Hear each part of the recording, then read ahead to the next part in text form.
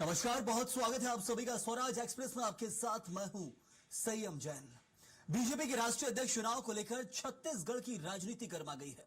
प्रदेश कांग्रेस अध्यक्ष दीपक बैज ने इस चुनावी प्रक्रिया पर सवाल उठाते हुए कहा कि बीजेपी में चुनाव नहीं बल्कि सीधा मनोनयन होता है।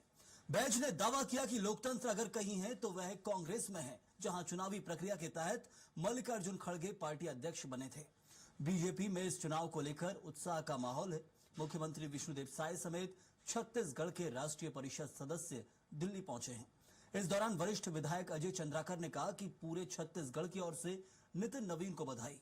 उन्होंने इसे प्रदेश के लिए गर्व का विषय बताया और कहा कि नितिन नवीन के प्रभारी रहने से छत्तीसगढ़ की पहचान राष्ट्रीय राजनीति में और मजबूत होगी। साथ ही प्रदेश की समस्याओं पर सार्थक पहल की उम्मीद भी जताई है।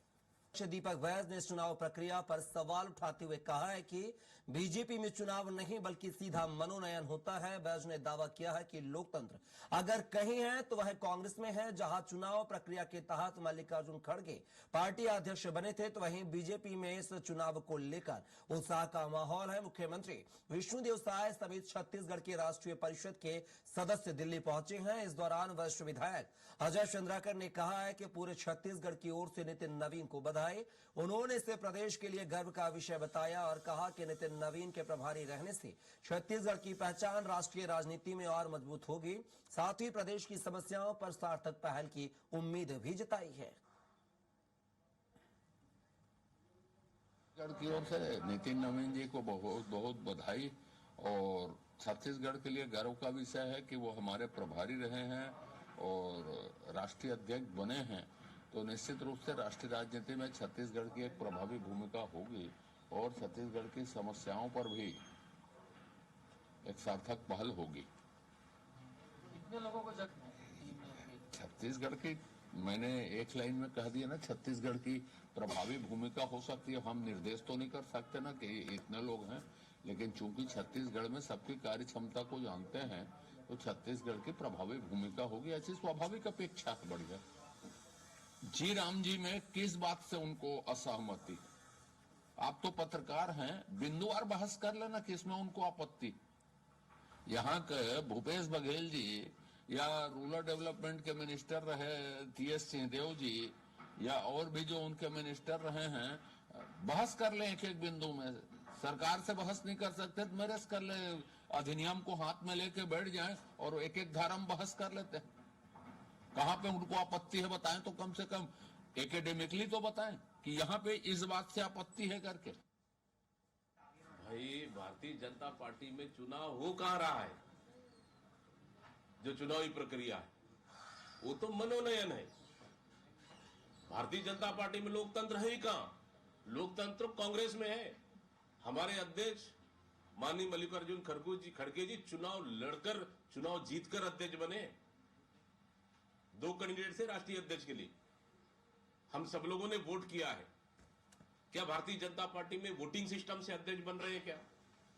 बोले वो अध्यक्ष जो बनेंगे राष्ट्रीय अध्यक्ष वो 2 लोगों के वो रिमोट कंट्रोल है, रिमोट कंट्रोल रहेंगे वो, तो रिमोट कंट्रोल वाला अध्यक्ष बनेगा। तो बीजेपी में चुनाव को लेकर भी दीपक बैज का बयान सामने आया था और इसी को लेकर चर्चा भी करेंगे। हमारे साथ 2 खास मेहमान, प्रवीण साहू बीजेपी प्रवक्ता, धनंजय सिंह ठाकुर कांग्रेस के प्रवक्ता जुड़े हुए हैं। प्रवीण जी, एक तरफ जो बयान दिया गया है, एक तो सौभाग्य है छत्तीसगढ़ की बीजेपी का कि उनके प्रदेश प्रभारी राष्ट्रीय अध्यक्ष बनने जा रहे हैं, लेकिन कांग्रेस इसको लेकर आपत्ति जता रही है और कह रही है कि मनोनयन है, मन से जो तय कर लिया वही, ना कोई विरोध नहीं होना भी। आप कहते हैं लोकतांत्रिक प्रक्रिया, लेकिन लोकतांत्रिक प्रक्रिया पर सवाल है कि आखिर ऐसा कैसा लोकतंत्र कि आखिर एक को तय किया जाता है, उसके विकल्प में भी नहीं ढूंढ पा रही बीजेपी कोई और कि हाँ 2 जनों के बीच में नेता तय कर सकें, इतना समर्थन। देखिए, सबसे पहले तो भारत माता के लिए आप सभी को नमस्कार और जी आपको नमस्कार प्रणाम। देखिए, ये संभव केवल भारतीय जनता पार्टी में हो सकता है, क्योंकि देखिए सबका मन मिला हुआ है, कोई आपस में ऐसा कोई बैर भाव नहीं है कि कहीं ना कहीं अगर चुनाव पे लड़े। ये देखिए सब में आपसी सहमति से अगर हम कहें तो आदरणीय नितिन नवीन जी का नाम प्रस्तावित किया, इसलिए उन्होंने नामांकन दाखिल किया है। और देखिए बहुत ही हर्ष का विषय है, कांग्रेस की अगर हम देखें तो हाल फिलहाल जब इनका चुनाव हुआ था राष्ट्रीय अध्यक्ष का, खड़गे जी जो विजय हुए उसके बाद शशि थरूर जी की हालत क्या है आज पूरा देश देख रहा है। चुनाव लड़ने के बाद कहीं ना कहीं उनको ऐसा प्रतीत हो रहा है कि उन्होंने गलती कर दी, आला कमान का बात नहीं माना, इसलिए आला कमान ने पूरी तरीके से उनको साइडलाइन कर दिया है। वही कांग्रेस पार्टी है जो अगर हम कहें तो अपने राष्ट्रीय अध्यक्ष अगर हम कहें तो नेताजी सुभाष चंद्र बोस को भी ऐसे साइडलाइन कर दिया गया था।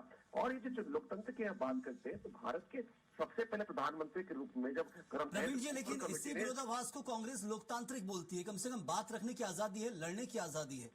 बीजेपी में इतना नहीं है। इसी को लेकर बात उठाई दीपक बैज ने कि लोकतांत्रिक प्रक्रिया है, बात तो रखी, कम से कम चुनाव तो लड़ा। अब वो साइडलाइन किया गया या पार्टी लीडरशिप को नहीं माना या मंद मंद जो चल रहा था उसे नहीं समझा, लेकिन ये लोकतांत्रिक प्रक्रिया बताती है कांग्रेस।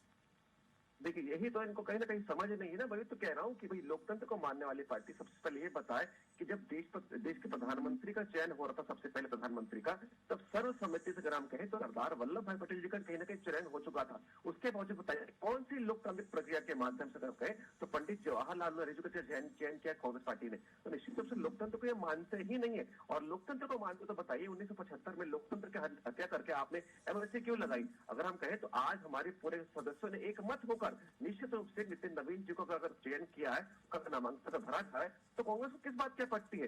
कांग्रेस को इस बात की आपत्ति कि इतना करते हैं तो सर्वसम्मति से शांति से भाजपा में चुनाव कैसे हो रहा है, उनको ये कहीं ना कहीं पच नहीं रहा है। अपनी पार्टी संभल ले रही है, इसलिए हम पर कहने करके आरोप लगा। चलिए धनंजय जी से जवाब ले लेते। धनंजय जी सहमत है इस बात से जो कह रहे हैं प्रवीण जी? और एक तरफ कहा जाता है कि पार्टी के अंदर मनोनयन से कहा चुनाव जो हुआ है, मनोनयन यानी कि मन से तय कर लिया है, उसी को सबको सहमति देनी है। लेकिन ये कहा जा रहा है कि इसमें अब चुनाव की जरूरत नहीं है क्योंकि कोई विकल्प ही नहीं है, सब सहमत हैं, ये एकजुटता है।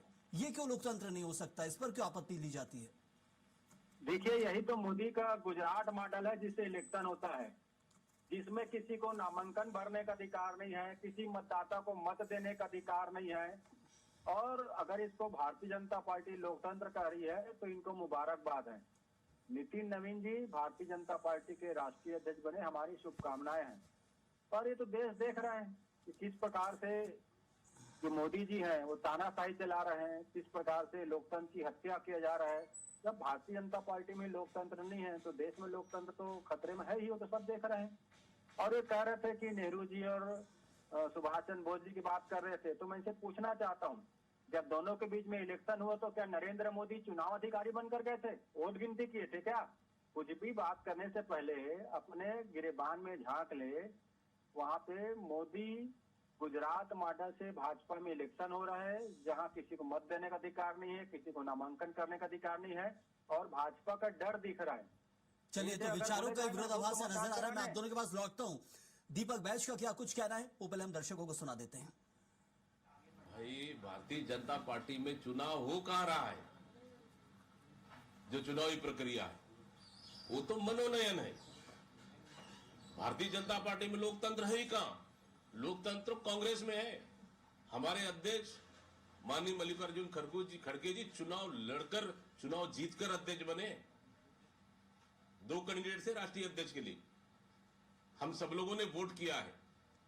क्या भारतीय जनता पार्टी में वोटिंग सिस्टम से अध्यक्ष बन रहे हैं क्या?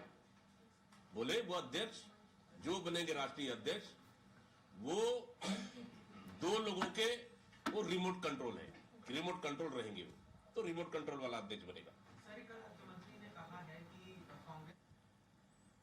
तो रिमोट कंट्रोल वाले अध्यक्ष रहने वाले नितिन नवीन, ऐसा कांग्रेस को लग रहा है। धनंजय जी, लेकिन रिमोट कंट्रोल वाले अध्यक्ष के दम पर ही बीते 5-6 सालों के अंदर कई राज्यों में बीजेपी की सरकार बनी है। अब उसमें मुख्यमंत्री बनते हैं तो उसको लेकर भी कहा जाता है कि पर्ची वाले मुख्यमंत्री है, बहुत सारे आरोप लगते हैं, लेकिन उस बल पर बीजेपी को जीत बहुत मिली अलग अलग राज्यों में। धनंजय जी, मैं तो कहा ना, जीत कहाँ मिली है? तो वोट चोरी करके, ईवीएम को अपहरण करके, चुनावी प्रक्रिया को खत्म करके चुनाव जीते हैं। इसको जीत नहीं बोलते हैं। और मैं कह रहा हूँ कि भारतीय जनता पार्टी संगठन में मोदी शाह ने इमरजेंसी लगाया गया है। किसी भी भाजपा नेता की बखत नहीं है, हैसियत नहीं है कि वो नामांकन कर सके राष्ट्रीय अध्यक्ष के लिए। किसी भी सदस्य को मतदान करने की दम नहीं है, ना अधिकार है। ये कहाँ लोकतंत्र है? हम तो कह रहे हैं ना, आपको अपने पार्टी का चुनाव कराना था, ये नौटंकी और प्रोपगंडा करने की क्या जरूरत थी? सीधा सीधा एक लाइन में जारी कर देते कि नितिन नवीन मोदी शाह ग्रुप से अध्यक्ष रहेंगे, भागवत जी और नेताओं को दरकिनार कर देना था। आपके संगठन का मसला है, लेकिन आप लोकतंत्र की बात करते हैं और वहाँ संगठन में मोदी शाह ने इमरजेंसी लगा दिया है। और यही भाजपा का गुजरात मॉडल है जिसमें चुनाव नहीं होता, ना नामांकन कोई कर प्रवीण जी, सकता है, ना मोदी मतदाता शाह मतदान की कर सकता नीति है कि एक व्यक्ति को चुन लिया सभी को समर्थन करना है, क्या ये पहले से सब फील्डिंग सेट है क्या? क्योंकि आपत्ति ली जा रही है और ये ज्यादा लोकतंत्र जिसे कहा जाता है कि उस पर भी आपत्तियों की हमारे यहाँ बहुत लोकतंत्र है, बहुत लोकतंत्र होना भी आपत्तिजनक हो जाता है कि कोई आवाज ही नहीं उठ रही, कोई विरोध का सुर नहीं है। इसी को लेकर आपत्ति कांग्रेस को, क्या है वाकई एक ही नीति पर काम चल रहा है, मोदी शाह की सब जो मन का किया जा रहा है वही है? भाजपा और कांग्रेस में मूलभूत अंतर है भावना का। हमारे यहाँ त्याग की भावना है, समर्पण की भावना है, इनके यहाँ लूट और खसोट की भावना है। अगर हम कहें तो निश्चित रूप से अगर सभी ने अगर मान लिया नितिन नवीन जी बहुत अच्छे कैंडिडेट है, तो आपत्ति किस बात की? और ये वोट चोरी की बात कर रहे थे, मैं इनसे पूछना चाहता हूँ कि जब हिमाचल में सरकार इनकी बनती है तब वोट चोरी का आरोप नहीं लगाते, जब तेलंगाना में इनकी सरकार बनती है तब आप वोट चोरी का आरोप नहीं लगाते। ये भी तो कहीं ना कहीं भाजपा कांग्रेस में अंतर है। यदि किसी राज्य में हमारी हार होती है, हम हार को स्वीकार करते हैं कि भाई हमसे चूक कहाँ हुई, हमारी गलती कहाँ हुई। कांग्रेस तो निश्चित रूप से केवल और केवल कहे दिखावे में जी रही है, भ्रम में जी रही है। और देखिए ये बार बार जो लोकतंत्र की आप बात कर रहे हैं, मैंने से पूछा ना कि भाई बताइए, सरदार वल्लभ भाई पटेल को जो कोर कमेटी ने सर्वसम्मति से चुना था देश का प्रधानमंत्री बनने के लिए, आपने क्यों नहीं माना? और रही बात देखिए, अगर ये बार बार वोट चोरी के करते प्रदेश की मैं बात करूँ तो क्या आज तो भूपेश बघेल जी विधायक है? अगर हम कहें 13 की निश्चित रूप से नेता प्रतिपक्ष बने क्योंकि चुन कर आए, विधायक बने हैं। यदि वोट चोरी करना होता तो निश्चित रूप से क्या वो विजयी होकर आते? क्या नहीं आते? जब आपके नेता चुनकर आते तो भाई जीत कर आए हैं। और भाजपा का कोई नेता यदि चुनकर आ जाए, कहीं भाजपा की सरकार बन जाए तो आप उसे वोट चोरी कहते हैं। यही तो दोहरा चरित्र है। जनता कहीं ना कहीं इसलिए इसी तरह दोहरे। चलिए बिल्कुल धनंजय जी, आखिरी सवाल आपसे, ये वोट चोरी कहना बहुत आसान है, यदि हार गए तो वोट चोरी हुई है, महाराष्ट्र में भी वोट चोरी हुई है, हर जगह जहां भी हो वोट चोरी का आरोप आसानी से लग जाता है, लेकिन पीछे की रणनीति को भी समझना होगा। वोट चोरी पर तो आपकी जीत है, तो भी वोट चोरी पर भी आरोप लगते हैं आपकी तरफ से। आपको याद होगा छत्तीसगढ़, मध्य प्रदेश और राजस्थान में हम जब चुनाव जीते तब भी कहा कि अगला चुनाव ईवीएम से नहीं होना चाहिए। तेलंगाना में भी चुनाव जीते तब भी हमने कहा कि ईवीएम जो अविश्वसनीय है इससे चुनाव नहीं होना चाहिए। और हमारे मैनिफेस्टो में भी था कि ईवीएम से चुनाव हो लेकिन वोट पर्ची की गिनती होनी चाहिए। या नरेंद्र मोदी जी में साहस है बोलने का कि वो मतदान ईवीएम से हो लेकिन पर्ची की गिनती हो? या भाजपा के नेताओं में किसी में दम है बोलने का ईवीएम से चुनाव हो लेकिन गिनती पर्ची से हो? अगर नरेंद्र मोदी लोकप्रिय है तो पर्ची में भी जीतेंगे, ईवीएम में जीतेंगे। और वोट चोरी किए डर सताता है, तो वोट चोरी करके जो सरकार बनाए और जो संगठन में मोदी शाह ने जो इमरजेंसी लगा दिया है, किसी भाजपा नेता की दम नहीं, साहस नहीं नामांकन करने की, किसी मतदाता के दम नहीं मतदान करने की।